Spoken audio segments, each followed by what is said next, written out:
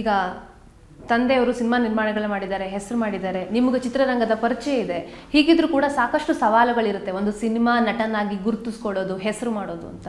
ಈ ಜರ್ನಿ ಬಗ್ಗೆ ಹೇಳ್ತೀರಾ?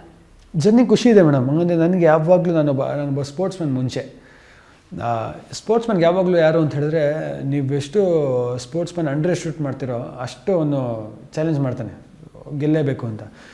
ತಂದೆ ಪ್ರೊಡ್ಯೂಸರ್ ಆದಾಗ ಅರ್ಧ ಜನಕ್ಕೆ ಬರೋ ಒಪಿನಿಯನ್ ಏನು ಅಂತ ಹೇಳಿದ್ರೆ, ಬಿಕಾಸ್ ಹಲವಾರು ಜನ ಬ್ಯಾಗ್ರೌಂಡ್ ಇಟ್ಕೊಂಡು ಟ್ರೈನಪ್ ಆಗದಿರೋ ಸುಮ್ಮನೆ ಬಂದು ಹೆಸರು ಹಾಳು ಮಾಡ್ಕೊಬಿಟ್ಟಿದ್ದಾರೆ. ಅವಾಗೇನಾಗುತ್ತೆ, ಯಾರೊಬ್ಬ ಕೆಲಸ ಮಾಡ್ತಾನೆ ಅಂತ ನಿಜವಾಗ್ಲೂ ಅನ್ಸಿದ್ರು ಜನರ ಕಣ್ಣಲ್ಲಿ ಏನಾಗುತ್ತೆ ಅಂತ ಹೇಳಿದ್ರೆ, ಇದೇನು ಗೊತ್ತಾ, ಅರ್ಥ ಮಾಡ್ಕೊಳ್ಳೋಕ್ಕಿಂತ ಸುಮ್ಮನೆ ಜಡ್ಜ್ ಮಾಡೋದು ಈಸಿ.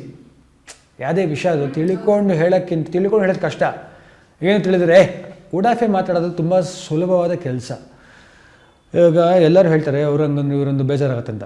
ಆರ್ಟಿಸ್ಟ್ ಅಂತ ಬಂದಾಗ ನಾವು ಒಂಥರ ಜನರು ಬಾಯಲ್ಲಿರ್ತೀವಿ, ಅವ್ರು ಏನು ಹೇಳಿದ್ರೆ ಅದನ್ನು ನಾವು ತೊಗೋಬೇಕು, ವಾದ ಮಾಡೋಕ್ಕಾಗಲ್ಲ. ಸೊ ಕೆಲಸದ ಮೂಲಕ ಮಾತ್ರ ಉತ್ತರ ಕೊಡಬೇಕು.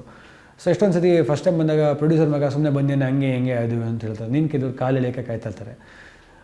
ನಿನ್ನ ಕೆಲವು ಸತಿ ನೀವು ಸಿನಿಮಾ ಅಂತ ನೋಡೋಕ್ಕಿಂತ ಹೆಚ್ಚಾಗಿ ಕಂಪ್ಲೀಟ್ ಕ್ರಿಟಿಕಾಗಿ ಕೂತಿದ್ದು ನೋಡಿರ್ತೀರ. ಇವನೇನು ಮಾಡಿದ್ದಾನೆ, ಇವ್ರ ಮಗ ಏನಕ್ಕೆ ಮಾಡಿದ್ದಾನೆ, ಕ್ರಿಟಿಕಾಗಿ ಕೂತಿರ್ತೀರ.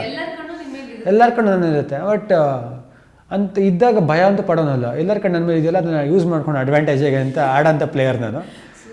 ಖಂಡಿತವಾಗಿ ಈ ಸತಿ ಚೆನ್ನಾಗಿ ಆಟ ಆಡಿದ್ದೀನಿ ನೋಡಿ.